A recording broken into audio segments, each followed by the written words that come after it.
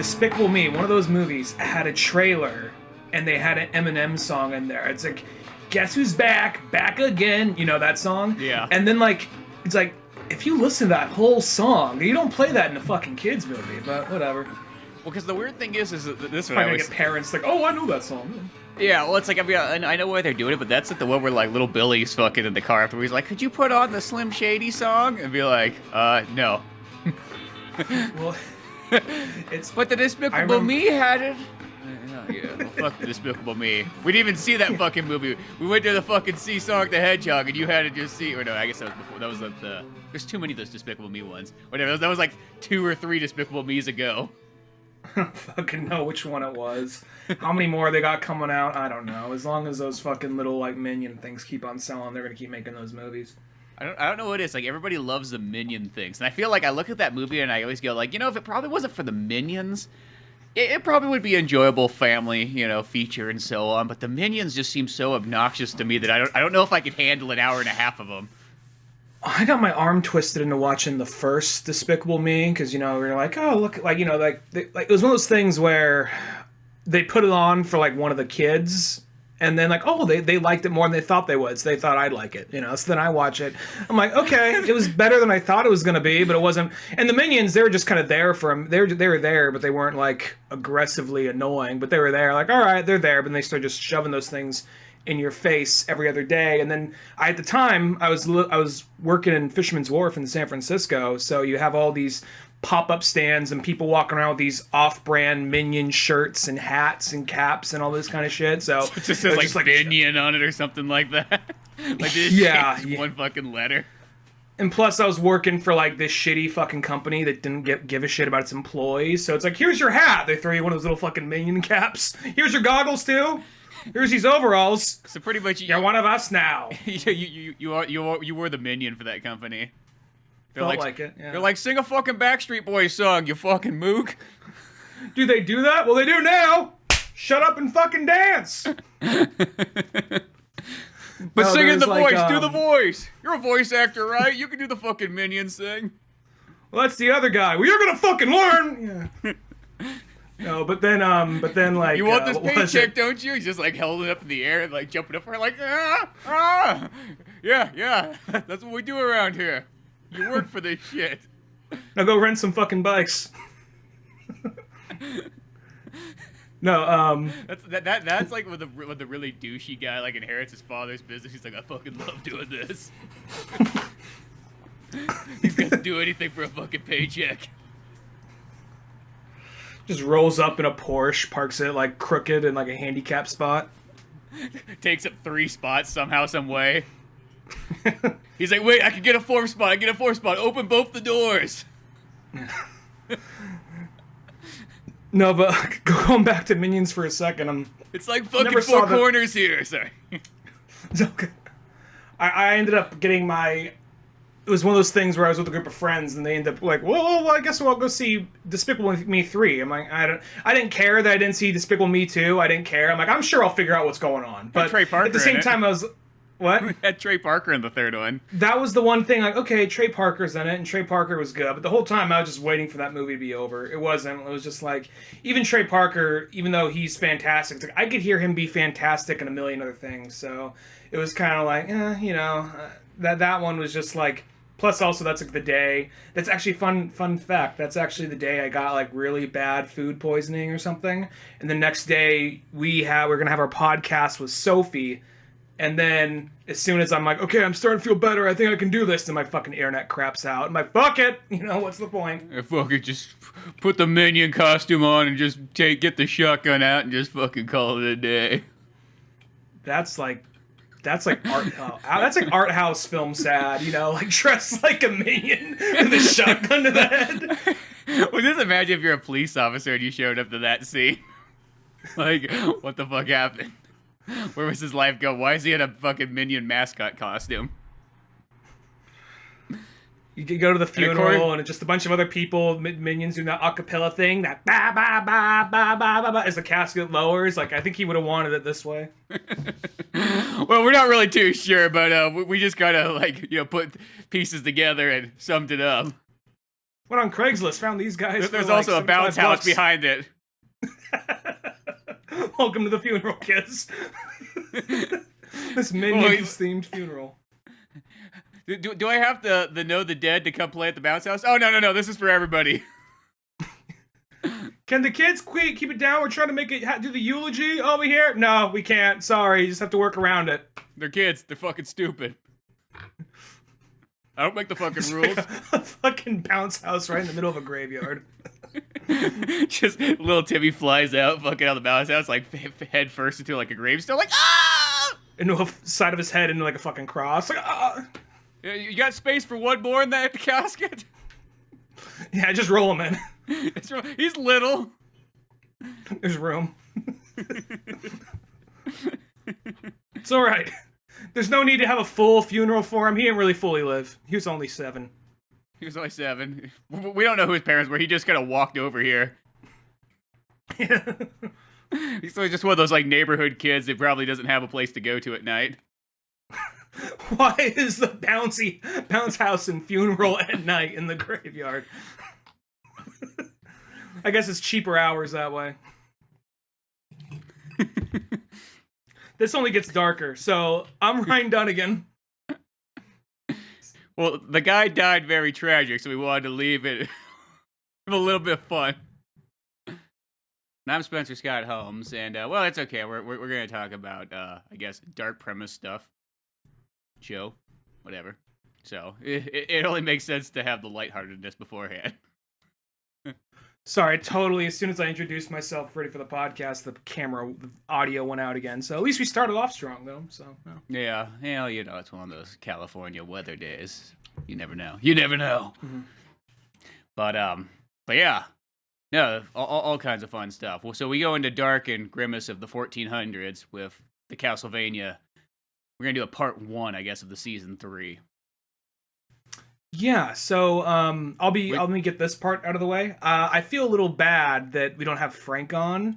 Frank, who does the Wolfgang Chronicles, and he's been on the show a couple times. Anytime we do a vampire-themed episode, we always have Frank. And Frank, if you're listening to this, sorry we didn't reach out to you. It was just literally a matter of timing. Like, oh shit, that's out. Oh shit, we're busy. We got to do. So I feel a little bad. I almost feel kind of like we're cheating on him, sort of. You know? Yeah. Well, it's also one of those ones like where we kind of just as things happen. It's like, oh shit, that came out. Because that's the thing about like the Netflix things is there's really like no advertisement for them. They just sort of like drop them, be like, oh yeah, here it is, and you're just like, oh okay. It's not like a movie where you kind of have this like build up for a while to it. I mean, like every once in a while there'll be like some kind of like advertisement you may see, but like it's amazing kind of like almost how so many things nowadays just I feel like there's just not.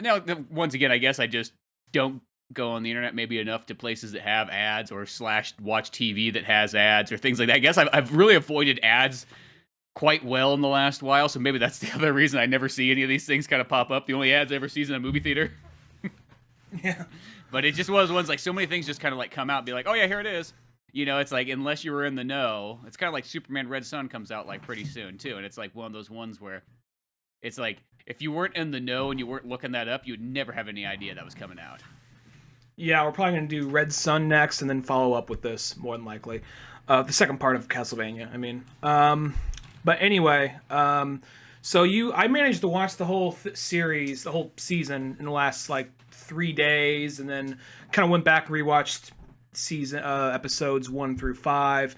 And I even went out of my way, I know it's different character, different time period, but I even went out of my way and stopped and went and played, because I have a NES Classic, and I thought, you know what? I never played a Castlevania game. We were talking about me trying out a Castlevania game, and I started playing Castlevania 4, and I get why people like the game. I'll say that it seems a little removed from this. It just seems like spooky goblin stuff, but I'm sure as the games go on, they develop more of a signature and more of distinct vibe. Because for a while, it's like, okay, that's a skeleton. Okay, that's a bat. But I'm sure as it goes on, it develops more of this lore. Well, Super Castlevania 4 is just a remake of number 1 anyways. So the first one just has, almost the feel of, classic Universal monster movies. That's the best way to sort of describe it. Mm-hmm. So it's like, from that point on, once the games kind of go it's like then they kind of get, I guess a little bit more like, I guess, Castlevania's signature, other than being kind of almost like, because, the first one's like the boss is like, it's Medusa, and it's Frankenstein, and, it's the Mummy, and it's a bat, and it's Dracula, and they're all here to party. And that's not saying it's a bad thing, but that's just kind of like, that's almost like what it has. It just has like every kind of classic horror. And it was almost like at that time period, I guess you would say that's sort of like, at the time it's like made for kids. So it's like, well, what do kids fucking know? They know Universal Monster movies. In 2019, what do kids know? Or 2020, they don't know Universal Monster movies. Well, but that was also at the age of like Nick at Night. And I know not those were playing on Nick at Night, but at least like you'd watch what was left over. You would watch what your parents were watching. And, I remember going to Universal Studios and there being the Universal Monster section. So... Well, I think that is kind of true. There was that because, when we grew up, there was so much just kind of rerun stuff on TV, and that's just how you watch things from, like, the last 100 years. It just played all kinds of stuff, and you didn't question it. You just considered that was all just part of TV. It wasn't old or anything like that. Where kids nowadays can really be like, I don't have to watch anything before 2015. Fuck you guys. They can make that executive decision and never, ever watch anything, I guess, technically older by that standard. And be like, hey, well, no, if you just give it a chance, some of these older shows are pretty good. Okay, boomer. Well, I'm not really a boomer. I'm a You're a boomerang, 30s. is what you are. Shit, God, that little kid has a good slap. Wow. Get back to your boomerang TV. Boomerang. No, but like even really thought about that, but is that what that's supposed to be? Since it's called boomerang, is it because it's kind of like the baby boomer like generation? Because most of the stuff on there is like 60s, 70s. I assume it's because it's coming back to you. Maybe it is boom. Maybe like it's coming back at you. Like, oh, here's the shit you forgot about. Guess what? It's coming right back. That's how I took it. But maybe it is a boomer, baby boomer thing. It's like an acid flashback. All of a sudden, you're like, shit. I remember where I was in 1969 watching Scooby Doo. And Captain Caveman. But anyway, Castlevania. So you and Frank are the big, Castlevania gurus, and I kind of learned more from it just from watching this. I remember talking to you, and you trying to explain the timeline. It has this very confusing Zelda-like timeline, and watching this, I even went and looked up some of the, there's the newer ones you talked about, where you're like, where you realize the whole time you were actually playing the guy that becomes Dracula. So I'm watching that, I'm like, oh, wait, Alucard and Trevor are the same person? I'm assuming this is like a reboot or a reimagining or something by that point. But those Lords of Shadows are pretty much they're like their own standalone type games where they kind of combine things together and so on. And they're made by like Italians and Spaniards, so that's why they have that kind of weird like not Japanese feel to them. Mm-hmm. So just looking at that stuff, I was kind of like, okay. And then I was just looking a little bit more into Castlevania lore, and season 1 I liked. And I wasn't blown away. I was like, God, this, as soon as it was like getting a roll and I was feeling it, it ended. So then season 2 happened, and season 2 was still good. But then there's that lull period where they're kind of just hanging out in a library, but it's still interesting and the action's still awesome. And this one, I'm not going to lie, this season really does kind of meander, but there are some genuinely great moments and bits of writing and character development in this. I'm still really anticipating season 4 after this, so it did a good job, but it's not, I guess there is a little bit more of this let's take it slow for a minute kind of vibe. It's trying to find its footing after its main villain's dead. Yeah, that's my only kind of thing, is like nothing really happens in it for the most part. Like I feel like those first 5 episodes could almost be summed up in 1 episode, maybe 2. Like there's a lot of like long scenes of characters. It's weird because you're watching an animated series, so you're kind of like, why is there so many long scenes of characters just talking? Like, it's animated. Like, get to some action. Jesus Christ. Like, what is going on here? Like, you know what I mean? It feels like it's like a budget restraint for like a live-action TV show where like, well, we could just go sit over here in the corner and have a 8-minute conversation. It's okay. That'll kill some time, But you're like, when you're in an animated one, you're like, yeah, it's almost like, that's like, they kind of lost it. Like, we don't have Dracula battles, so like, what do? I don't know. Like, Alucard's out fucking planting flowers and shit, and, we got Sypha and Trevor. They're just kind of driving a caravan, dragging bodies across, town. And oh, look, they even have that thing where it feels like it's a live action show. Like they get stuck in a town, so it's like, oh, good, we don't have to move the budget anywhere else. We'll just have them kind of hang out here at this town that happens to have like creepy monks that are kind of like, down below, and they're like time traveling chamber or whatnot. Yeah, it's just weird because it's just there isn't a whole lot that's kind of going on. It's not bad. It's still like enjoyable, but it is just kind of very, like, I'll say this: if there wasn't the first 2 seasons, this season would not help sell the show. This is the season where someone would watch and be like, I don't know, Castlevania doesn't seem that interesting. It's kind of like just a bunch of people standing around talking. Isn't there supposed to be magic and monsters and stuff? Well, there is, yeah, for like a minute and a half, and then they go back. You know, I mean, there's some kind of cool moments. Like there's that part where like the 2 like Japanese kids like show up at Alucard's place and like, Mr. Alucard, trade us. He's like, well, I always liked a good sushi roll. Come on in. You're like, wait, what? That sounds kind of scary when you're a vampire saying it like that. Oh, that's okay. Come here, you little tiger. Let's wrestle on the grass for a minute. You know, so it's like you got that, but it's like when they have that scene where they explain kind of like the, you know, the Japanese like, you know, lady vampire or whatever that's there, that she's like, she just like invites somebody in every single day and makes us all watch as he fights and murders him. Like that battle's kind of cool and so on. There is some neat action in it, but beyond that though, there's so much talking in this that's just like, what the hell is going on? Well, the action that's in it is pretty cool. And even, like, I'm going to say the first episode starts off strong because you get to see where everybody's at.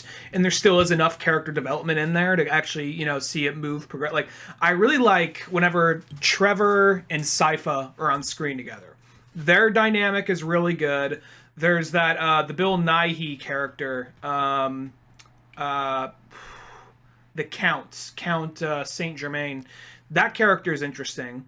And then you also have like the character that I think steals the show, and I know he looks way different than he did in the anime, but we're going in the video games. I looked him up. I think Isaac steals the show because he is like one of the most interesting characters in this thing, and it's him just going out building an army. Every once in a while, stops and talks philosophy, but that character just like I can kind of almost watch a whole series about him. No, that's the one thing I will have to give the show more credit for than anything else is the fact that they make Hector and Isaac such main characters. It still always blows my mind because it's like, I like that video game, but that's like kind of would be considered probably the low end of the Castlevania games. You know, that's like making like, that's like taking, I'm trying to think of another video game series that has just like that game that nobody seems to like almost like making like Shadow the Hedgehog and being like, well, guess what? That's the story we're gonna fucking do for the first Sonic the Hedgehog movie. You know, Multi-choice, yeah. You know, just one of those ones where it's like you're picking a game. It's not like it's like not like hated, but it's just kind of like definitely not the most popular one. It's also I was wondering how you felt about like that jab they took it because I don't really know the character, but I can tell what they were referencing from what you guys talked about. I'm guessing you weren't too fond of the little jab they took at Grant Dynasty. Well, it's kind of weird. It's like they still have not really brought that character in as a full character. You know, it's kind of like, and I know like at first they're like, oh, we just don't know how we're going to use him. He's a pirate. Johnny Depp was a pirate. Like, pirates are confusing nowadays. And you're like, what? Just fucking put the character in there. And I get it because they're going for because I'll say this, the Castlevania has like the classic like anime, like, you know, hero archetype. You have, you know, kind of like wild renegade, you know, your main character. Then you have like cool, calm, collect guy, which would be, you know, like Alucard. And then you have woman, which is Sypha, which is always like how it's always how like think about it, like it's like how Inuyasha is. That's like how even Neon Genesis, Samurai is, Champloo. Samurai Champloo, you know, Cowboy Bebop. You know, that's always kind of how those anime sort of are. Pokemon's like that. What's your character, woman? No. Well, I'll say Sypha is like she is actually a really likable character, and she is a fully thought out character, but it is very much that dynamic. But I think that dynamic works better when it's the 3 of them, because when season 1 ends and the 3 of them walk off, like, we're gonna go kill us some Dracula, you're like, oh, fuck, yeah, oh, shit, that's it? And then season 2 starts, and it's going again, and it's fun watching them work together and watching Alucard and Sypha talk shit. Alucard and Trevor talk shit to each other, and even Sypha have to calm them down. That doesn't get old. That's still fun to watch. And then this one, it's just like Alucard just hanging out at the castle, kind of training kids. Sypha and Trevor are trying to figure out what's going on at this this briary that started off as like a bunch of, you know, Christians, but now they've converted to Satanism, which sounds interesting, but it's like, I saw you guys knock out a whole army of demons at the beginning of this season, in parts of season 2, and parts of season 1. You can't take out a couple of fucks in some robes? Yeah, literally a bunch of overweight guys that are probably just down there drinking beer and trying to conjure up Satan. Yeah. And then I could, Hector, not Hector, Isaac, I have no problem with Isaac's arc. His shit's fine. I like what they do and fine with him. I even really like that scene with him and the captain. Like, because even though that's a sit there and talk scene, it's a very well written scene, and it's a very interesting scene where he has that character. Yeah. And I think that's going to come back around. He kind of planted, like, some ideas in his head that's probably going to maybe not make him good, but maybe kind of balance between those two. Yeah, exactly. It might come back around. Well, that's what it's like when I first saw that captain. I'm like, oh crap, this is where we're gonna get to the Grant part. We're finally gonna get Grant in this show, and then it's like, oh well, that ship literally just sailed. Well, I think that they made a joke about Grant because like they say like they mentioned a couple times, or that weirdo with the wheels on his boat calling himself the pirate of the land. And they mentioned him like 2 or 3 times in a passing nod. Like, yeah, he's out there, but we don't like him. That's kind of how I took that. Maybe it was referencing something else, but I assumed it was Grant. Yeah, and I'm not really too sure what exactly, because it's like those ones like I just feel like, I mean, even if they wasn't made to like a main character, like I just feel like it just seems kind of weird to have all this stuff going in there and then not have Grant in there. Like, you know what I mean? Like, it just feels like you have everything else going for Castlevania 3. You even have like the spin-offs, yeah, not really spin-off, but like the sequel kind of thing to Castlevania 3. With having Curse of Darkness with Hector and Isaac, it's like, why would you not have just Grant? It's so weird just to have almost everything and then not have that one part. The Hector stuff, that's all interesting to me because I mean I really don't know much about the character, and I'm trying to think of what I can say because I remember, oh yeah, you didn't finish, you're only halfway done, so I'm trying to think how I can say without spoiling shit. But he's one of those. It's kind of like. Tell me this. How do you think things are going to go with Hector? Just let me. I won't say how if you're right or wrong, but how do you think things are going to go with Hector? I assume he'll eventually find a way to break his way out of there, and hopefully kill Carmilla for the moment because she always comes back. But is Carmilla? Is she a big character in Castlevania? Yeah, she's always been like she's like the other kind of character that reoccurs like Dracula. She's probably, I guess you'd say the second biggest, maybe boss. Well, no, I'd say Death would be the second biggest, but maybe the third biggest. She doesn't. I almost want to say the first Castlevania she appears in Bloodlines, but I could be wrong. She could come in one of the other ones right before that too. Maybe she is in 3. Sometimes it's just one. There's so many of those games, it's like kind of runs together. But from about that point on, give or take, from the early '90s, she's in just about everything. Well, without saying where that goes with him and her, I'll say that I genuinely do feel bad for Hector because. Even though he looks like he's probably like in his mid-20s, I guess it's supposed to be like he's in his late teens or early 20s because they talk about him in the first one like he's like a child. He just wants to make dead animal puppies, And then he gets kind of coerced into like it's weird because he wants to do this horrible thing, but he has like a very kind heart. So it's this interesting duality with that character where Isaac is a very angry person who moves at a rational level. He moves very rationally, but at the same time, he is not motivated by ration. So that's kind of the interesting thing about him. And then you get someone like Hector, who I think their duality, their contrast, since they're rivals, that kind of makes sense between the two of them. But I'll be honest, I feel bad for Hector, the shit they put him through at the end of the second season and even at the first part of this season. Yeah, it just seems like Hector's definitely getting like the shame stick going towards him, just being like, for being a main character, he's getting kind of like mangled up pretty much. Just be like left there in the nude and just be like, eat your moldy bread, boy. I feel like what does that guard do when everybody leaves? He's like, Hector, I gotta keep you here weak and everything like that. Just saying, I'm a guard. I stay down here all the time. Guard has needs. You're a pretty boy. I know we're in Transylvania, but I can't help it. I got southern uncles. Even though America hasn't been founded yet. Yeah, it's the 1400s. Shit. People are still throwing spears over there. Yeah, that's not a racial slur. I'm just saying they're literally throwing spears right now. I know. I took a cruise once. Goddamn. Yeah, I took a cruise. There was this Viking ship that said they were going to a new world. I was like, shit, I got some money. I'll jump on board.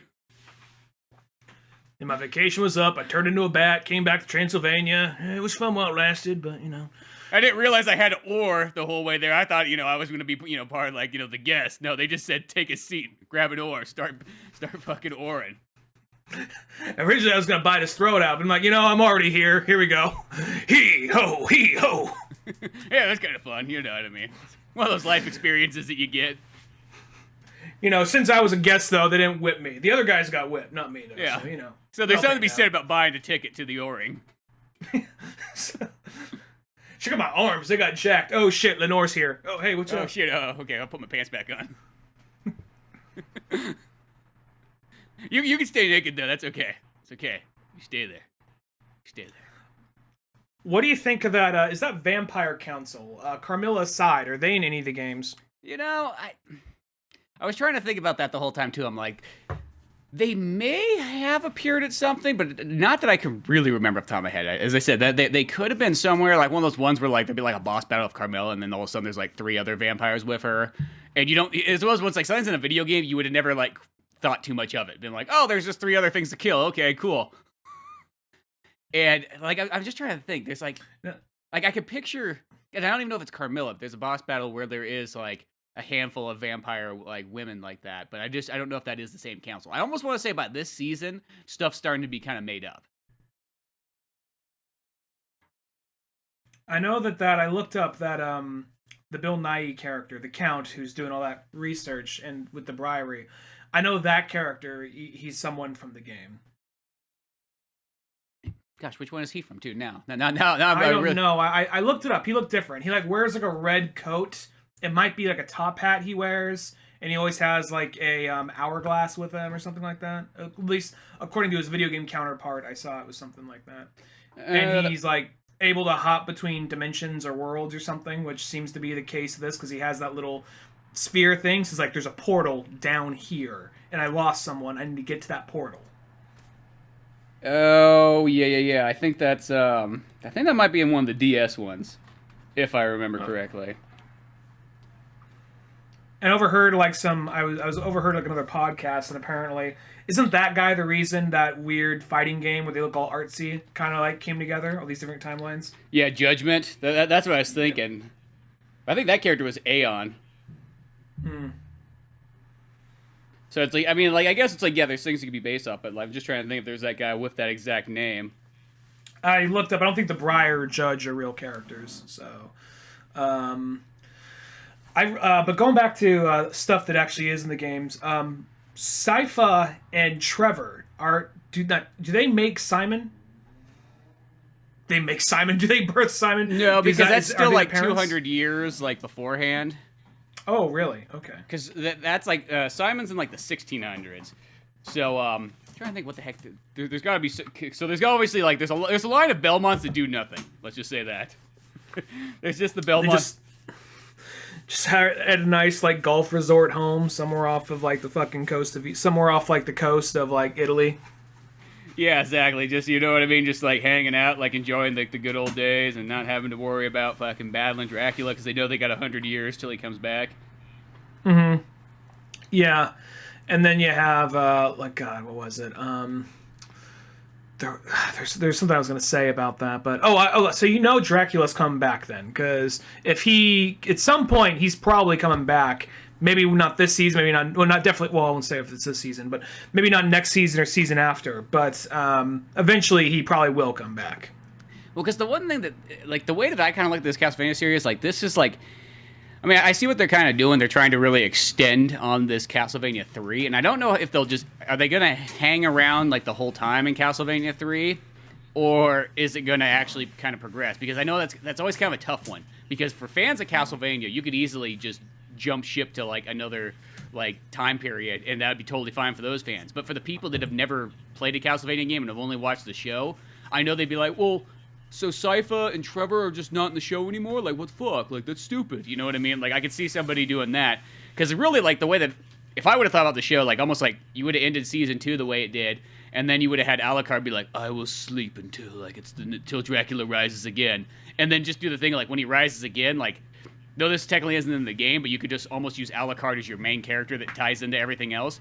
He awakes in the 1600s and then goes and helps Simon Belmont, so then you can have like those next 2 seasons be like Castlevania 1 and 2. The guy helped your great-great-grandfather. He was an asshole. Yeah. I hope you're not one too. It just kind of like, and then almost what you would do is once that's kind of done, then you would do Alucard goes to sleep again, and then he wakes up, and then it's the Castlevania Symphony of the Night and Rondo of Blood, like, so he's got Richter and everything like that. And then you could even that's when you can have Sypha and hopefully Grant, but and Trevor come back because in Symphony of the Night there's a boss battle where Dracula, or not technically Dracula, but the other dude brings back the dead versions of Sypha, Trevor, and Grant, and you have to fight them off. He brings them back as zombies, or something like that. Probably, maybe not just, but resurrects them. And they're an enemy in the game. Oh, okay. Like a boss battle. Yeah. But it's just one of those ones, like, that's how I would have thought, like, it would have been. And then you could almost go through these periods and have different kind of stories that way. And you have one center main character, which is just Alucard, and then the rest of it's always, like, a new character for, like, a season or two. Mm-hmm. But as I said, now that they're kind of established with Trevor and Sypha, I think that'd be kind of tough to do for just the people who've never played a game. Going back to Trevor and Sypha for a second, I kind of like that they're just monster hunters, just traveling the countryside, just moving at their own pace, taking it serious, not taking anything too seriously. And I think that their dialogue, I know it is kind of like funny, but I think that's kind of that you need some of that humor for how dark and dour this series gets. So having their levity, like their kind of like couples quarrel kind of things they have every so often, or he's all like, I need a beer or whatever, and then he's like, I love you. He's just like, this one's for free, and he's like, that's better than sex, and she like freezes the beer into like slush, So I thought like that kind of stuff I thought was like pretty good and kind of like in some ways kind of needed for the show. I think because when you play the game, you could probably just just play the game, just go through it. It's awesome. But then watching this thing, eventually you're going to need a little bit of levity. Even like Alucard, when you see he's so lonely, he makes like a little doll of Trevor and Sypha. He's like, what do you think, Trevor? Like, I don't know anything. I just hate everything. I'm going to go drink beer that was fermenting in like a dead sheep carcass and then go fuck a dead dog carcass and make some hate babies. I will say it does have probably a little bit more comedy than necessary. It's not that it's bad. It's one of those ones. I feel like ever since Guardians of the Galaxy, I'll say this, since Iron Man, everybody always feels that they got to throw comedy into like everything nowadays, and it's not saying that there's like bad. And I do kind of get like if not, you'd have like just a super dark show. I guess that's kind of like how the games always sort of felt like. Not saying there wasn't maybe a joke here and there, but like they did always kind of just have that like it's just gothic. That you know what I mean? Like we don't have more. Well, without going too much into it, I'll say this without spoiling it. It's one of those things where it has that comedy more at the beginning, and as it goes on, like I don't think that comedy's out of place. It feels, I mean, I never played Castlevania, but at least the way the show's going, it feels like that's comedy that would fit in there. But as the show goes on, I feel like the season primarily, it starts off kind of like, like, oh, we're just having fun adventure stuff, and every so often things get kind of dark for a minute. And then as it goes on, less comedy, and that comedy was almost used to throw you off, like, oh, shit, oh, this got way darker than I thought it was going to get. Well, yeah, and that's what I was kind of assuming, is because it was supposed to be like a downtime, I guess you'd say. It's kind of like when... It's like in Dragon Ball Z when they defeat Cell, and then all of a sudden there's an episode where Goku and Piccolo are getting driver's licenses. You know what I mean? It's just it's just there to be like, well, we saved the universe. Let's go learn how to drive. We're 46. Well, I like that whole episode of just going to Dragon Ball Z driver's license episode. That's their downtime before they go fight Cell. It's just like Chi-Chi's like, I'm tired of like running away from dinosaurs when I'm going to get groceries. You guys got to get a driver's license. Like, wait, what? Piccolo's like, I don't even fucking live here. I just meditate in the back for 10 hours straight. I can go do it on the mountain if you want me to. But it's like, Chi-Chi, I don't know how to tell you this, but we're all going to die like in 15 days. So we can either train and spend time together, or I can go to the fucking DMV. Go to the DMV, you fucking asshole! Like, all right, shit. I know, it's like that's like one of those episodes where it really makes like no sense, but I also really enjoyed it all at the same time. I don't remember it that. I just remember that opening. Like she doesn't want to go to the. She wants them to get driver's license because she doesn't like being chased by a dinosaur when going to the grocery store. And so it's like, why don't you go get a driver's license? Like, oh, this is alternate world Japan. A woman can't get a driver's license, but Bulma drives all the time. She's doing it illegal and she has money. she can like pay off the cops. Yeah, and then like you could also like, what was it? Then there was like, I remember Piccolo, like he was wearing clothes, and it was almost kind of like there's that part in let's be really off topic, away from Castlevania completely, other than the fact it comes from Japan. There's that Sonic OVA movie, the anime one, that's not that great. And there's the part where like Tails and Knuckles come home and the old man is like in like this bright, colorful outfit with a backwards hat, looks 90s as fuck. It's like, that's Sonic's favorite clothes, you better not be wearing that. You know, just like, first off, I don't see Sonic wearing that. But whatever that outfit was, it was basically the same thing Piccolo was wearing. That's Piccolo's favorite outfit. Oh, not really, I just had to put that on. That was just the Ox King when he was thin and trim for a moment. He was on Slim Fast. Yeah, didn't last very long. He stopped drinking them, and next thing you know, he grew 3 times his size. Way it goes in Dragon Ball Land. You got to keep on that Slim Fast, or keep on doing push-ups in 800 times Earth gravity. You ever wonder that, like, do you think that, like, Gohan or any of them, like, why is nobody like as big as the Ox King at some point? Be like, whoa, that son of yours, look at him, he's a real champ. I can honestly see Ox King like murdering Chi-Chi's family and then taking her and raising her as his own. Maybe that's what it is. That sounds probably about more right. I mean, I don't know. I never read the graphic novel, but I'm just filling in the blanks, you know? It just like Goten just comes out just like fucking like, oh, I guess it skipped a couple generations, you know? Goten's just fucking massive, just like can't even fit in the house anymore. He's even bigger than the Ox King. He starts hitting puberty like at 4. Yeah, exactly. But yeah. Good episode. That's kind of like the levity, I guess you would say, that Castlevania has in the beginning. It's like getting driver's licenses in the 1400s. Yeah, that episode, then you get a carriage license. Look, I know we have to go underground and stop like this portal to hell from opening, but we really need to get a carriage license. But I don't have gotten by without one for a long time. Yeah, well, times are changing, Trevor, and you can't keep getting DUIs on this carriage. God damn it, you know. So. I know that was like the main like complaint, like when the vehicle first came out, they'd be like, "What? But I can't drive home drunk." Because you know, with a horse, you just get drunk and then you just get on its back and go, "Okay, bitch, take me home. Use the autopilot." You kind of forget about that, but there used to be, before like, you know, people were trying to create, you know, robot cars. You just had a horse. The horse knew its way home. Yeah. Well, there's also this. Keep this in mind. We probably also for a long time, people probably didn't give a shit if they were driving drunk. Like, I don't give a shit. I can do it sober too. I don't fucking know. You know, he's in the car and there's probably enough Model Ts colliding head on. You're like, all right. We just got this thing. Do you have insurance? What the fuck's insurance? Shit, we'll make that. Okay. We'll circle back around to this. Yeah, we'll come back. Well, I think not even that long ago. I just feel like, you know, like the 50s. It's like, you know, you go on a road trip. You have a 6-pack of beer by your side. It's just. So you're going down Route 66, ain't nothing gonna happen.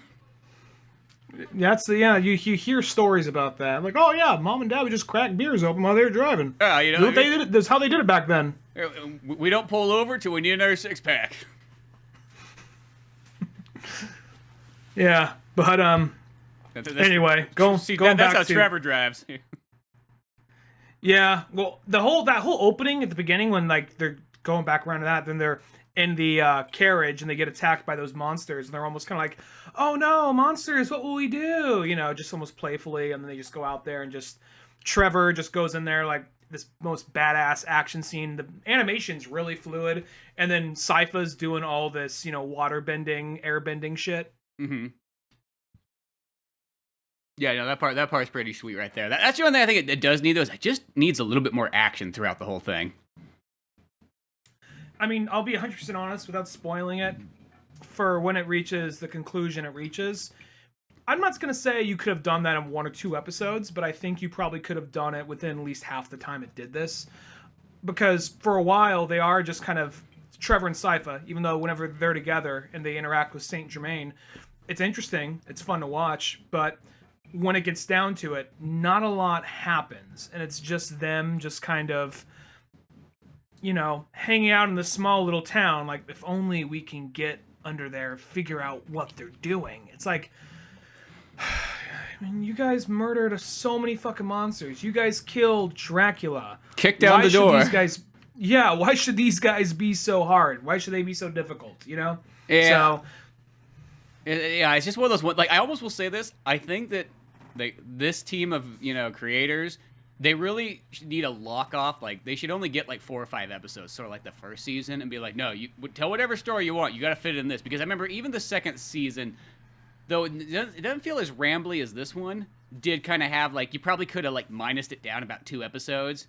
I think the second season was 8. It probably would have been stronger as a 5 or 6 episode run, and just had real, like, dialed in. Like, it's almost like, sort of like they're getting this budget. It's obviously nobody's like watching these guys make this show. I feel that's just kind of like, yeah, just do whatever you want. And so, like, they kind of have no real like editor come in to be like, you probably could trim this up a little bit. We can save some money here. Well, they got Warren Ellis, who is a very renowned writer. He did a lot of work. He's like a lot of novels. Aside from a lot of novels, he's written a lot of comics and a lot of he wrote like a lot of Marvel and some DC. So he's got a lot of credibility. So I think they're just letting him. It's almost kind of like, it's not like Grant Morrison level, but he's pretty. He's kind of in that ballpark of like, oh wow, this guy is really good.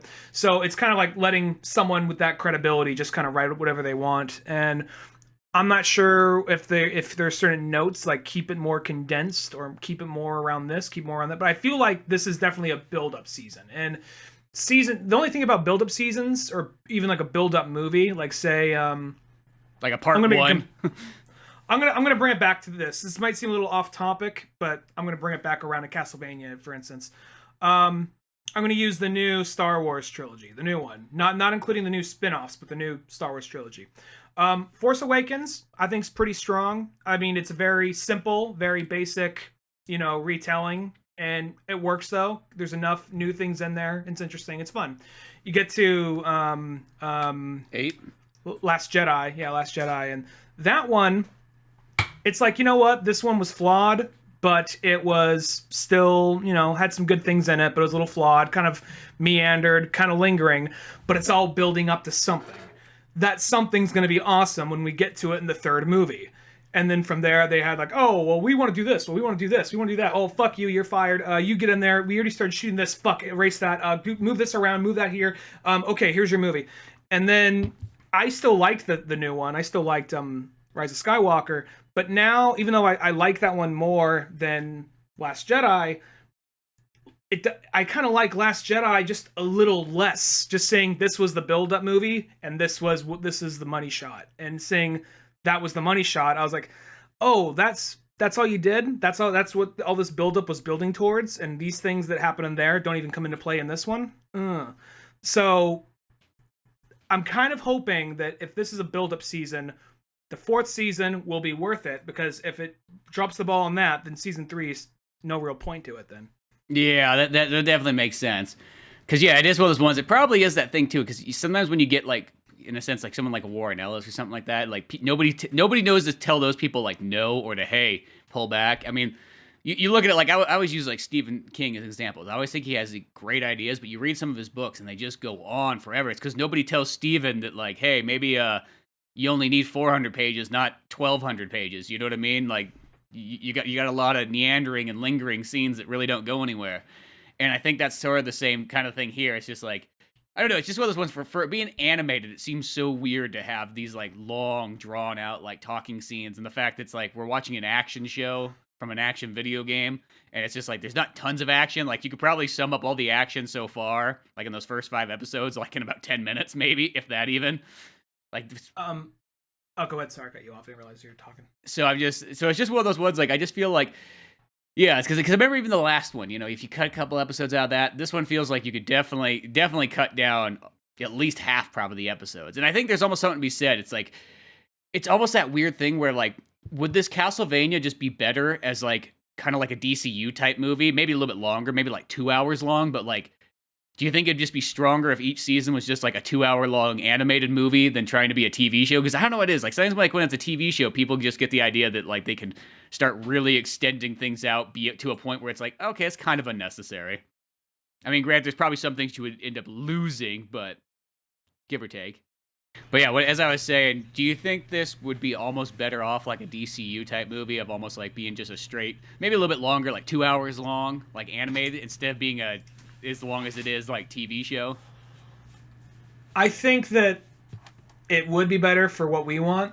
I think there is room for a 10 episode show like this that, you know, has philosophical questions and then has a bunch of badass monster action with horror elements. I think that there's room for that as well. But I think, all that being said, it still needs more of a balance rather than just, okay, because what are we doing? We have Trevor and Sypha hanging out in a town trying to get to this basement of this briary, trying to figure out what's going on there. We have Hector basically meeting and learning from Lenore and almost trying to trust again. Isaac, no problems with Isaac. He's on a murderous rampage and building up an army, and he still has time to have a philosophical debate every so often, and it's interesting to listen to. And then you have Alucard, who is just kind of hanging out at his castle and occasionally playing grab ass with some Japanese kids. So picture him just like, we need to do some training, and he's just running around just doing that little blur thing he does, like just run around chasing these little Japanese kids. Yeah. So I mean, just like very innocent though. Like this, like it's not like this. It's just like it's just the most like innocent. It's not like Uncle Alucard. That just more sounds like these kids came to go hang out at like fucking Neverland. Which I guess literally, if you're hanging out at Alucard, it is Neverland. You don't grow old. You can have fun all all the time. You just gotta deal with your father figure who always wants to put you in a band and make you money when you're 5 years old. Well, it's like I feel like that there's still good things that happen in Alucard's story. Like every one of these stories has some great scenes, and at its core, I'll be honest, I don't think Alucard's story is interesting in this. What he goes through by the end, there's some good scenes, but his overall story in this season is not interesting. But I think at its core, Hector and Lenore's story is interesting. Isaac's story is interesting as fuck. And then Sypha and Trevor and Saint Germain, their story is interesting, but it all just meanders for a while. And it's something that probably could have been covered. You said it could have been covered in one or two episodes. I honestly think you probably could have covered it in like maybe 5 episodes, but moved it a little faster. But well, I was saying the first 5 episodes covered in like 1 or 2 episodes. Yeah. I'll say that I think this would be good as a 2-hour movie, just condense a lot of the major stuff.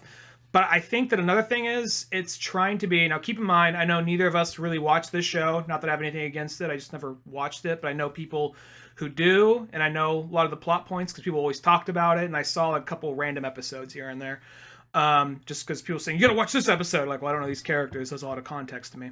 And they're saying, okay, so this guy, he betrayed him, but now he's fucking his wife, but then they come back around and build this alliance, so I think it's trying to almost be kind of like this Game of Thrones thing, where it's lingering around, and it's always building up to something, and it's more about, like, these characters forming bonds and betraying each other, coming together one way or another, you know what I'm saying?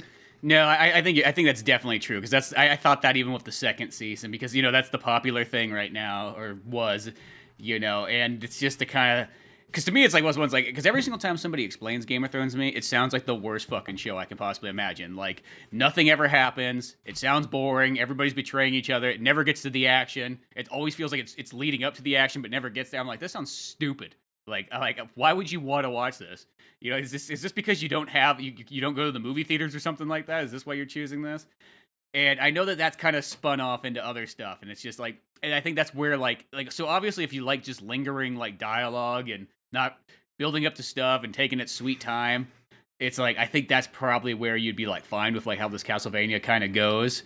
It's not bad. It's just one of those ones. It's just I just feel like there's so many episodes where I just kind of watch where I'm like, well, geez, nothing, barely anything happened. There was like 5 minutes of something that happened, and then you watched like 20 or 25 minutes of just kind of nothing really, in a sense, like just emptiness, but not like a Quentin Tarantino like hanging around dialogue where like you felt like, oh no, that is the movie, more just kind of like we're just waiting to get to like some vampire slaying, demon hunting, like ass kicking, you know what I mean? Like it's kind of weird. It's just I think it needs to be treated a little bit more like an action movie and a little bit less like a almost like a costume drama.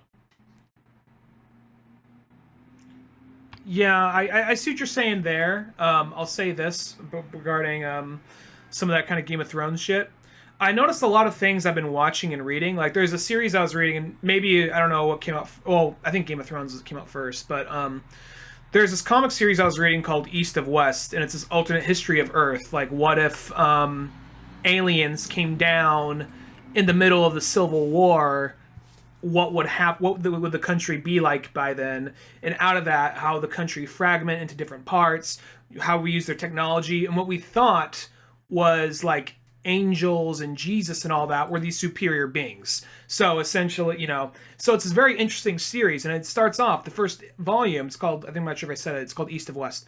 The first volume is about all the huntsmen or the horsemen or whatever coming back to destroy the world, and they're just basically these programs that take different shape of different people and all that, and they have different abilities. But the only one that wants to save the world is Death. I mean, he doesn't want to do it in a nice way, but ironically enough, he's the one that wants to save it. Like, oh fuck, that's interesting. Let's see where this goes. And as interesting as he is and stuff around him, it then jumps, this book we're going to focus on this nation over here. This book we're going to focus on this guy. This book we're going to focus, and we come back around to certain things and they interact. But I'm always like, you know what? I'd rather just focus on one or two of these characters and have them interact with these other characters rather than sing what everyone thinks at the table. You know what I mean? Yeah, because that sounds like when you start jumping around to like other things, you might as well just have spin-off books by that point. You know what I mean? Like, have your solid singular story, and then if you want to be like, well, here's the other side story, make that like its own kind of series. That just sounds like someone who thinks they want to be really complicated, and it's just kind of like, that's kind of almost more annoying than like, I don't know. I've always seen those East to West books or whatever, and I was just like, that looks like a lot. They always look like one of those like long image series where it's just like, yeah, you gotta kind of put some time and effort into that. They're like a manga book or something like that, where it's like, there's 32 of these you gotta catch up on. They're interesting and they're good reads, but the thing is, it's like I don't read them because my stack is always massive. So by the time I come to the next volume, like, who's this guy again? Oh right, he was the Confederates. Who's this guy? Oh right, he was the Native American. Okay, so it's one of those things of like trying to remember all their ties and all their connections, and it's good. It's well written and it's an interesting story, but it's one of those things of like it's putting so much. It's like I rather focus on one character or like a group of characters interacting with all these other people. That's what I prefer, and I think that's what made Castlevania Season 1 pretty good. Season 2, good, but still a little kind of like, all right, let's go to the war table and watch Carmilla and the Viking guy and the Chinese lady all kind of butt heads on what they should do with Dracula. So that's where I kind of saw the Games of Thrones coming in that season. But luckily, there's still a lot of good Trevor, Sypha, and Alucard stuff. And then this one, it's very much everyone's doing their own thing. And they have like the same theme. The theme is trust. But at the end of the day, it's also the stories themselves aren't connected. They just all have the same theme over them. Yeah, exactly. And see that, and that's almost where I go. Is like, it's like the first season was the best one. Why? Because it was pretty much the length of a DCU movie. It was an hour and a half. I think that kind of kept it so that like it almost like kept it locked in that you had to fit all that stuff into like a time frame. And there's something that kind of be said about that. It's almost that sort of thing in life that sometimes when you have a little bit more constraints, you almost get a little bit better material than like when you have almost ultimate freedom.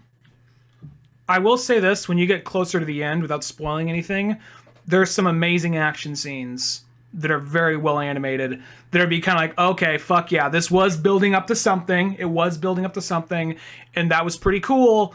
But then when you think back, like, okay, we still probably could have sped this up, because I'm gonna spoil something for you, not for this show, but I know you're not gonna watch it, so I don't think it's a big deal. Westworld. Yeah, I know. I'll never watch that. So yeah, and I'm thinking sci-fi Western show. I can get behind that. I like the old movie let's see what this is. So the thing about that show, without going too much into it, there's these 2 or 3 stories happening at the same time.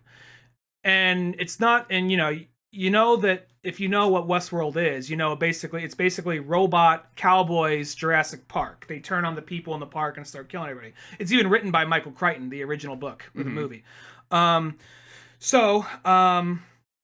Knowing that, you're watching it, and part of you's thinking, how do they have time to go back and forth with all this? But whatever, we're just moving forward. And then when you reach a certain point, because they're in this world, they're in this little like vacation world thing, so everything looks the same. You realize, oh wait, this is a flashback. This guy right here is actually Ed Harris in the present day. This is a flashback. This is the same.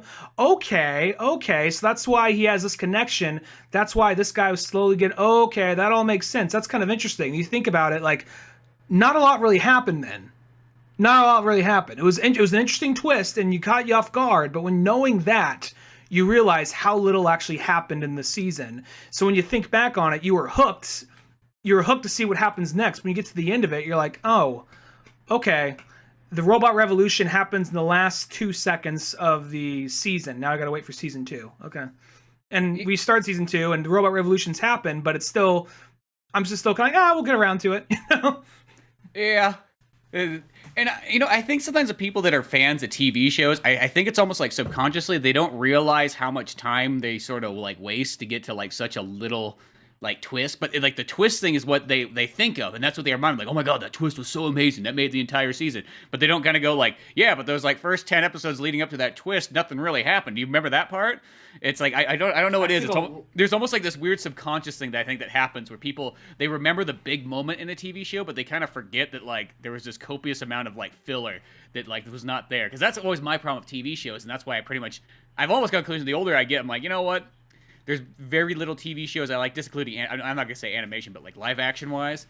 I'm like, there's practically very few that I could actually get behind and truly enjoy. So I just pretty much avoid them all in general, because I just know that like that's just what it is. I'm not a big fan of the filler and the long buildups and the not enough action and all that kind of stuff. Like I love a movie. I get 2 hours. It's all condensed. It's all dialed in. It's generally like pretty much perfect as can be. I'm set. I get my whole story. It's awesome.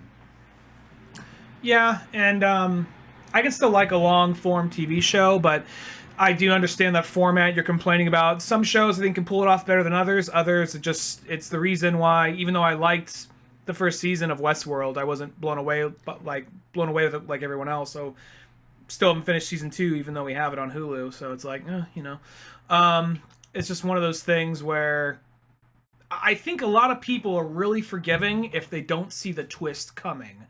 And I think you might be momentarily caught off guard by that twist, but you forgive it because, a lot of people don't go back and rewatch it. But I think the reason why, because, a lot of movies that all hinge on a twist aren't really as good the second time around. But I think, with the exception of maybe something like Fight Club, because everything else in that movie is so interesting, I think the twist is the weak part of the movie, where everything else in that movie is like just interesting to watch. Mm-hmm. Yeah, it's just got so much going on.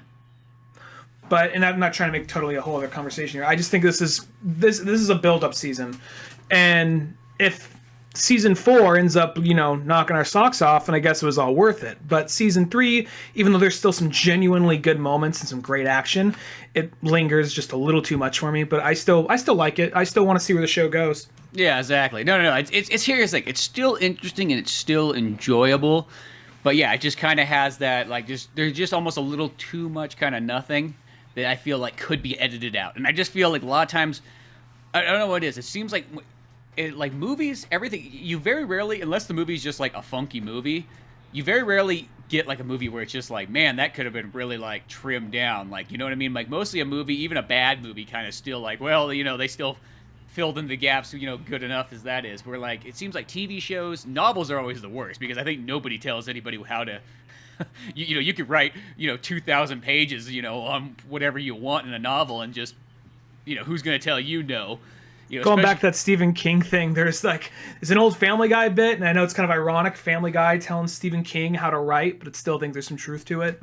There's the old bit where he's all like, okay, for my next novel, it's about a couple in a cabin. They're attacked by a monster. He looks at the desk. A lamp monster. Ooh!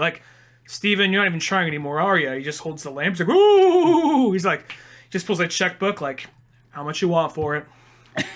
Yeah, just who cares? It's it'll sell no matter what, And it's almost like the other thing too that kind of reminds me of almost that kind of where people just kind of forgive stuff, but they don't really question the in between emptiness of the sandwich.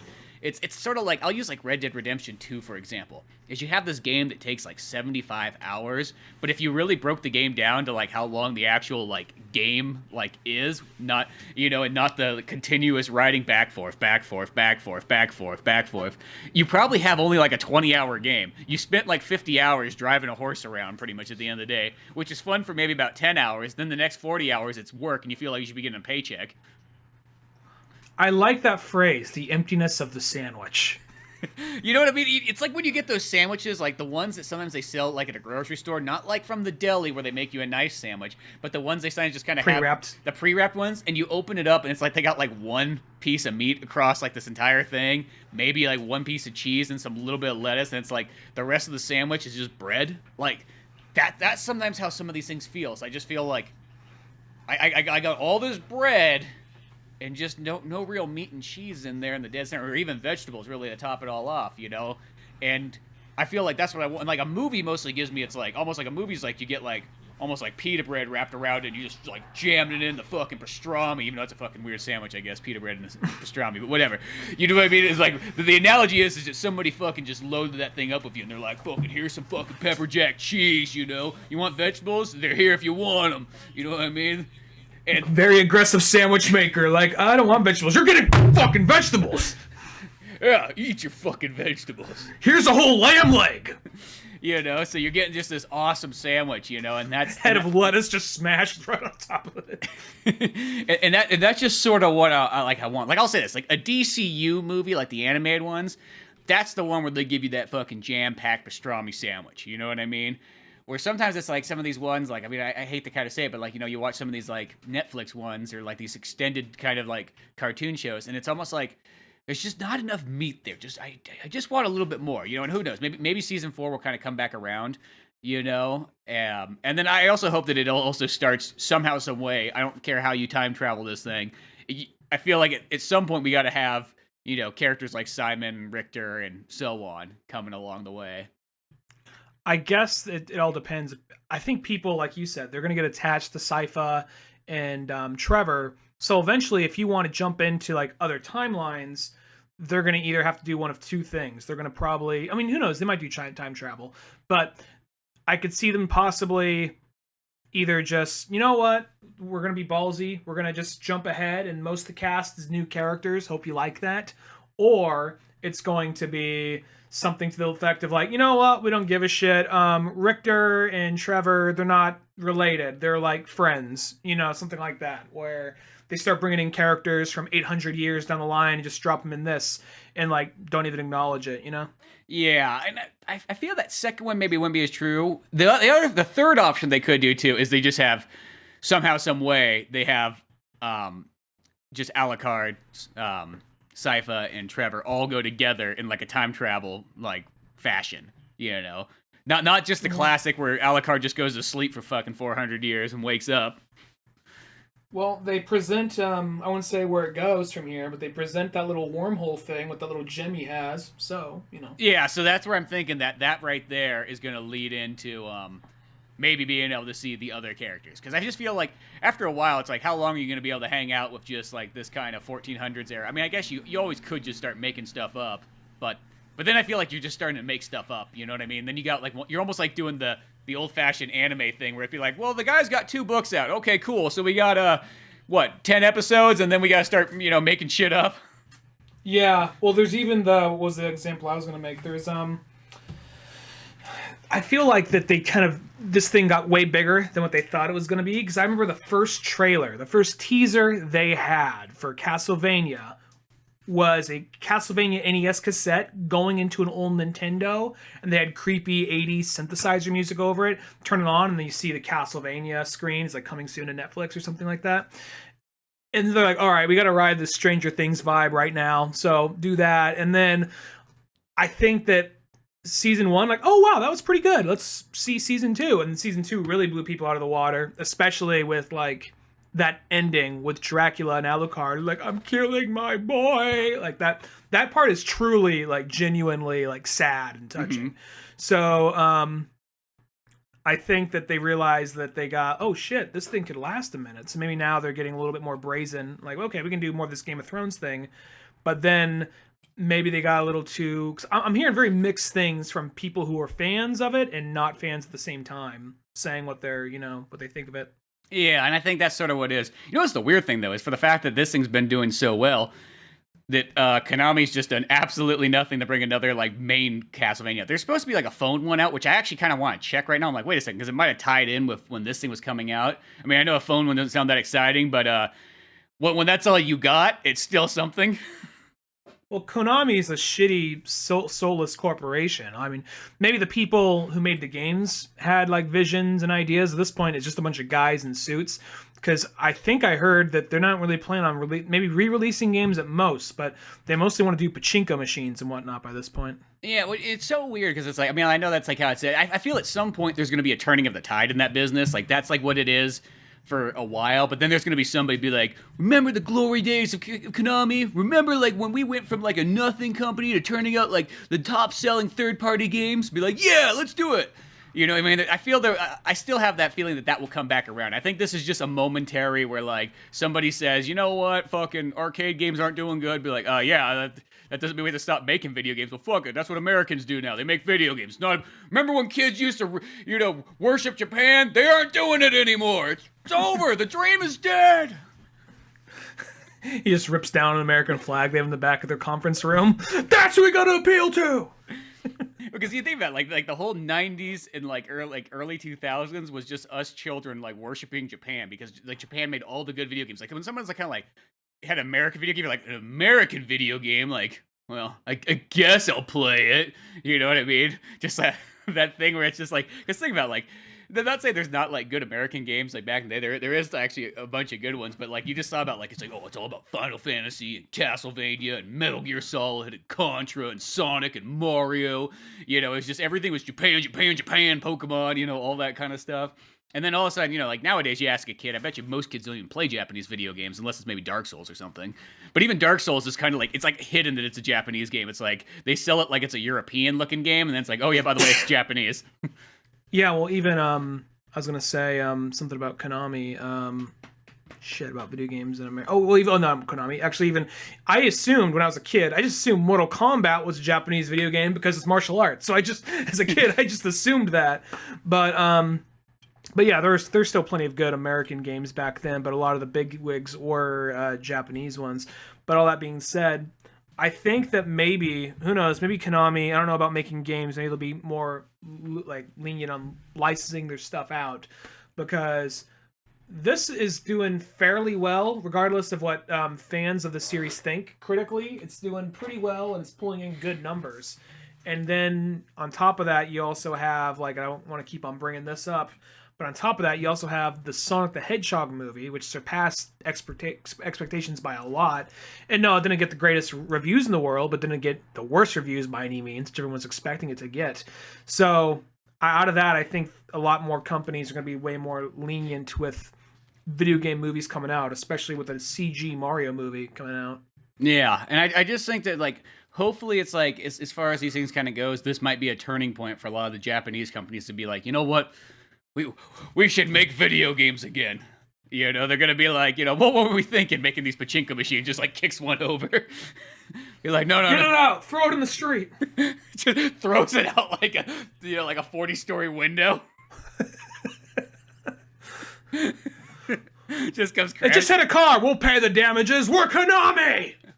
Because it's just one of those ones like, even it's like what's like even if they just sort of did like the sort of the Sega thing, because the Sega thing nowadays a lot of times is that like they don't technically a lot of times develop a lot of their like Sega games. It's just you get some random other person to do it. That's kind of like that Streets of Rage 4, or it's even kind of like I mean, shit, even like the Sonic the Hedgehog game and so on like that. You know, you sort of have other people sort of kind of come in and kind of work and develop it and so on. And I think that's almost what Konami should just do. It's like, hey, just take your Contra, take your Castlevania, and make them in that kind of, I guess you would say sort of indie style, but like in a sense just doing like, first try it with classic, just doing like, you know, a classic, you know, Castlevania, a new one, but a 2D platformer.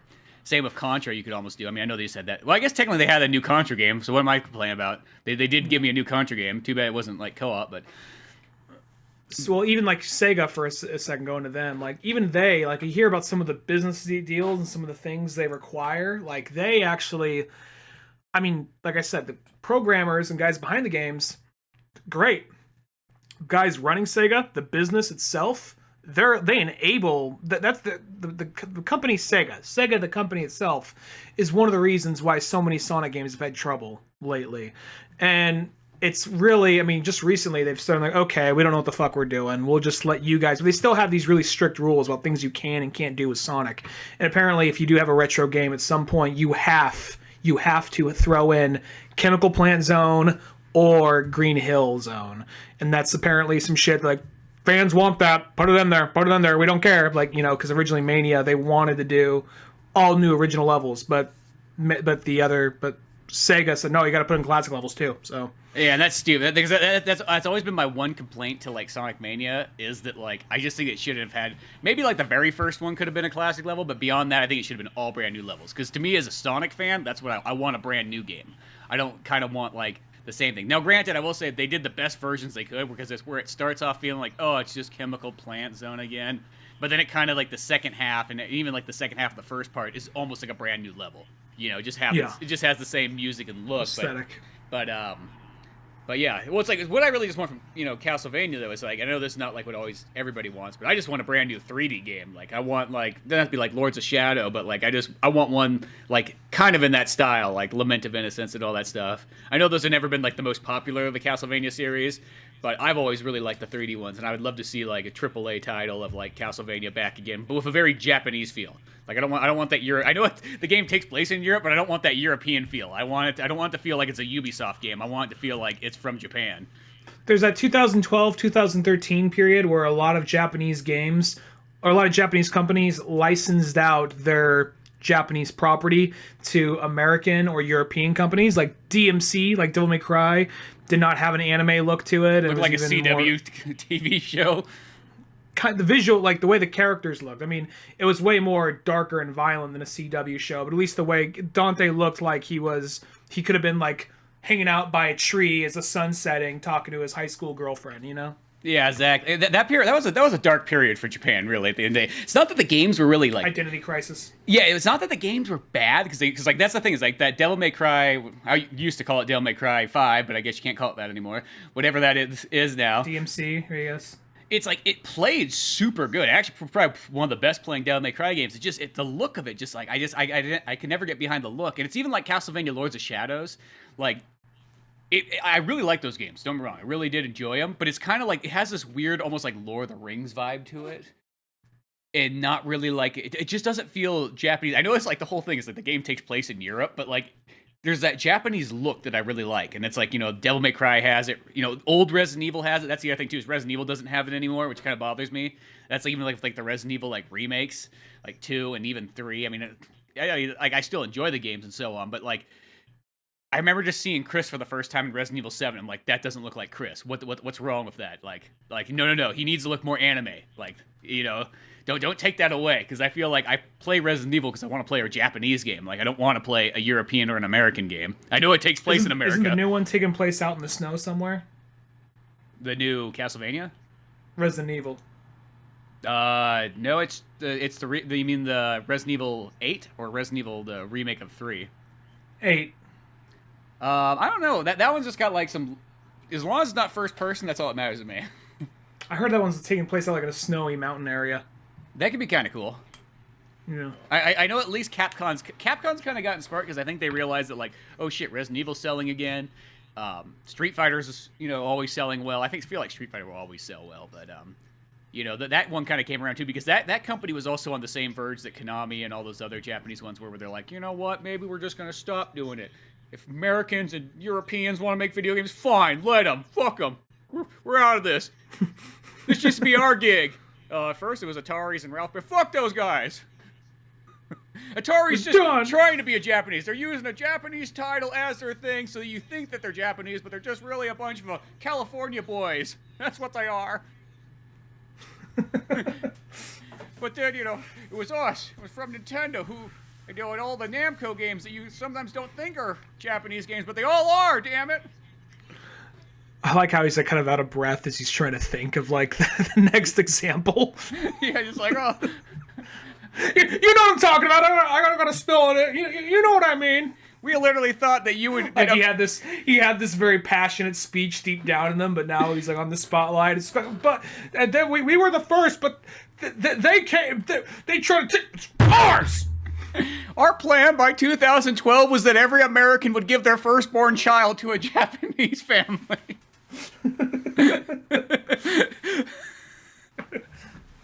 And it just didn't happen. It didn't happen because of fuck you, Ubisoft. Fucking Frenchie.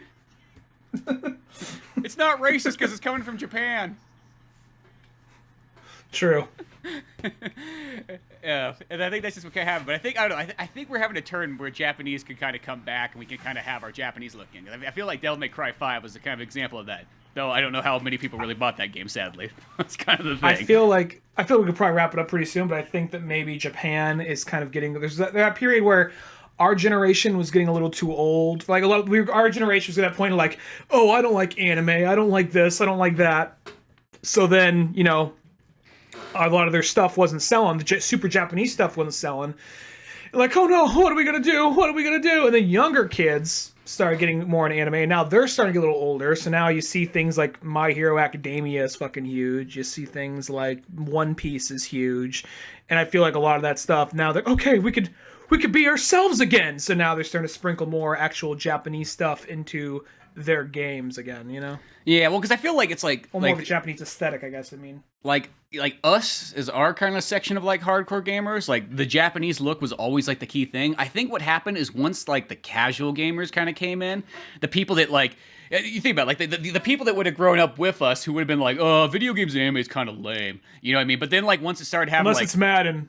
Well, that's the thing, though. Is once it started having like more of an American look and everything like that, and it kind of got rid of the weird Japaneseness, I think that's when they're like, oh, okay, I can accept some Call of Duty, and then it's like, oh, well, Call of Duty's kind of normal. I can accept the Mass Effect, and I think that like almost that kind of look and that almost little bit more like American toned downness of it, I think made it easier for almost the casual gamers to kind of come back in and take over, where like the anime-ness really makes you have to be very hardcore into like that stuff. Like that is not for anybody, you know what I mean? And I think that's almost kind of scares away certain people because it's just too weird.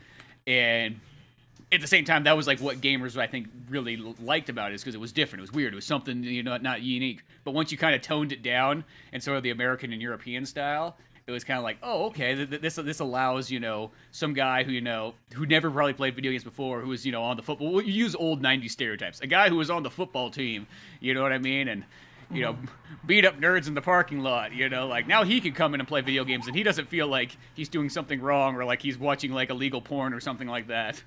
Because I think that's the thing, is a lot of those kind of jock guys, even if they want to, they had that like feeling like they were like doing something they shouldn't be doing, like when they played video games. How Marvel movies kind of normalized a lot of comic book culture now. It's same thing there. It's like the Marvel movies kind of like, because if you read a Marvel comic, you'd be like, that would still probably scare away certain people. It's like, oh, what the fuck's going on in this thing? But in the movies, it's like, oh, it's kind of safe. It's toned down. You know what I mean? Like, that kind of stuff. But yeah, still, I think that Castlevania one at the end of the day, just to wrap it all around, is like, it's still fun. It's still like, I feel like I still kind of want to see what's next. I mean, as I said, like it could be kind of like just reeled in a little bit, a little bit more. But yeah, and I think that hopefully this is still a good like launch pad for more Japanese kind of video games to kind of come back. I think hopefully we'll have another round of like, Japanese kind of maybe mania. Maybe not as much as it was like in the late 90s, but but bring that kind of spirit back to video games and anime and movies and so on. Shit, they had like that Dragon Quest one. That one was, I thought that was pretty good, other than that fucking weird like Matrix. What the fuck was that ending? Yeah, that Matrix ending was the only part that threw me off, and I could see that was like literally a make or break ending for that movie, because people probably love that movie all the way up, and it's either that ending was either gonna be a part where you'd be like, fuck this movie, or you're gonna be like, oh, okay, I see what they're trying to do, I get it. Like for that Japanese boy who's like, oh, I've been staying inside my entire life playing Dragon Quest since Dragon Quest 1 from the on the Famicom, you know. And then it's like, now the game finally understands me in its virtual reality world, and I can go back and play Dragon Quest 5. It's like, whoa, you just lost your fucking American audience right then and there. That Dragon Quest movie was like, for me, it was kind of like, I didn't grow up playing Dragon Quest, even that game, so I was kind of watching that movie like, okay, I didn't know this. I could tell it was just the speed run version of this thing, and I was watching it. And it gets to that ending, like, I get what you're trying to do. I get it. Visually, the movie looks really nice, but I had no real emotional connection to it. And right when I was starting to, it did this whole, like, this is a virtual reality simulator based on the game Dragon Quest V. Just like, oh, okay, all right. I get what you're trying to do. You're trying to say it's okay to like what you like, but at the same time, it's like, I'm guessing maybe Japan, because right now our generation is kind of getting that thing. You guys are too fucking nostalgic. You need to grow the fuck up. I kind of maybe that's happening in Japan too right now. So maybe that was like, hey, fuck you. I am who I am. I hang out with blue blobs and like saber-toothed tigers. Yeah, that because it's weird. It's like that movie. I was like, man, this movie's fucking dialed in. This is like a perfect. This is what we need in like video game movies. And then it had that ending. And it's like, I got it, but it's like, it literally broke the fourth wall, and it really, like, almost took you out. You're like, oh, that's how you're gonna end this fantasy story? What the fuck? You give it this weird sci-fi twist in the end, like, I don't know. Like, that was... And whenever it go computerized for a minute, I was like, okay, it's because we're inside the game cartridge. I get it. I'm like, oh, okay. We literally are inside the game. Yeah, that was... That's one of those movies, too, where this sounds so weird. You could almost go back, because that part's really not that long in the movie. You could almost edit that out and just put in a complete ending of, like, the fantasy world and just call it a day. Like, I hate to be that kind of person, but you could almost Sonic the Hedgehog that one and just fucking, like, literally fix those, like, last 5 minutes or whatever it is, 10 minutes maybe maximum, and just go, like, boom. I don't know. You know what it reminded me of? It reminded me like somebody watched the Lego movie, and they thought, like, you know what? We could do this with Dragon Quest. Yeah. Well, Lego Movie works because it's Legos, but Dragon Quest in itself is like already a standalone adventure. So, and that whole part, like, I guess it would seem a little sudden. Like, the kids falling from the sky, like, we saved the world! The cut before, like, the little, like, before the pixels shoot out of the thing, and then just cuts to them on the mountain, just ADA over it, and everything was totally fine. And, like, play, like, play some, like, Dragon Quest theme over it, like that. Like, okay, cool. Yeah, exactly. I don't know, but it's still, I feel like the movie was really, really good. It's just that part's just, it's weird. It's not like it's bad. It's weird. It's a strange choice. I think that maybe whoever was making that really liked Dragon Quest, and somebody told him, like, dude, that shit's for nerds. And he's like, ooh, fuck you. Like, you know, he just started, like, you know, training how to, like, you know, learning how to make film, training, like, in the snow, like a Rocky IV montage, just, like, learning how to animate, learning how to, like, do character design and concept art, you know, all that kind of shit. Then he's just like, okay, and then the movie's gonna end like the game. No, it's not. What? Check this shit. And they're like, well, yeah, I don't know. We're already this far along. Fucking do it. Shit. I gotta prove someone wrong. Shit, we have that rule in Japan. I'm gonna send that motherfucker a ticket in the mail to see this movie. Let him know what fucking time it is. When it says directed by, he's gonna know who it's fucking aimed at. Fuck that guy. Dude, I think you should handle this shit in like therapy. I think you should handle it by shutting the fuck up and animating what I fucking tell you to do. Shit, we have that rule in Japan that the director makes all the decisions. Shit, you're right. Okay, here we go. Who's that guy you're trying to prove to? It's the guy who runs Konami now.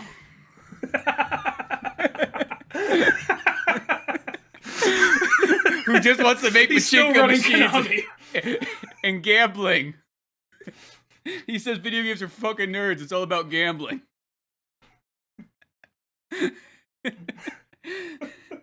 That's why I went to work at Square Enix, one of the only Japanese companies that still turns out fucking video games. Oh god. But yeah, go watch Castlevania. And Dragon Quest if you got the time. Yeah, just out of curiosity. Dragon Quest. It still is pretty damn good. I don't know. I already put it on my list for this year because it was released in America this year. America this year. Japan last year. Whatever. Fuck you. I still think... I just thought it was okay, just because I didn't have the connection to it. I was enjoying it, but then you get to that ending. Like, that ending fucking left a weird taste in your mouth at the end. But it's interesting. It's still worth a watch. Yeah. No, I will say that ending's what keeps it from being like, I think, like almost like a perfect movie, or at least for a Dragon Quest fan. I think like a close to perfect movie, but yeah, Castlevania. But other than that, go check out oldmanorange.com for more podcasts, comics like Pizza Boyz with a Z, animations, and all that other fun stuff on there. I'm Spencer Scott Holmes. And I'm Ryan Dunigan. We'll see you some other time. Later, folks. Thanks again for listening to the Old Man Orange Podcast. Sure, check out oldmanorange.com for more podcasts, cartoons, music, animation, and a whole lot more. We also have the Old Man Orange blog going with all kinds of fun stuff. If you easily want to support the show, use one of our Amazon links either on the website or in the description of the podcast below. Rate, review, and subscribe to the show either on Podbean, iTunes, Spotify, YouTube, Newgrounds, or anywhere else that you seem to get this podcast from. Grab the sitcom-styled comic book Pizza Boyz on either Comic Central, Comixology, or Amazon. Want more podcasts? Check out the Indie Comics Club over at Comic Central. I also got a workout website called Thor's Hidden Gym, filled with fitness tips and tricks, videos, and a whole lot more fun stuff in the calisthenics world. Talk to us on Twitter at Spencer S. Holmes and Dunigan Ryan. Like our Facebook pages of Old Man Orange Productions and Pizza Boyz Comic. Thanks again. We're out of here.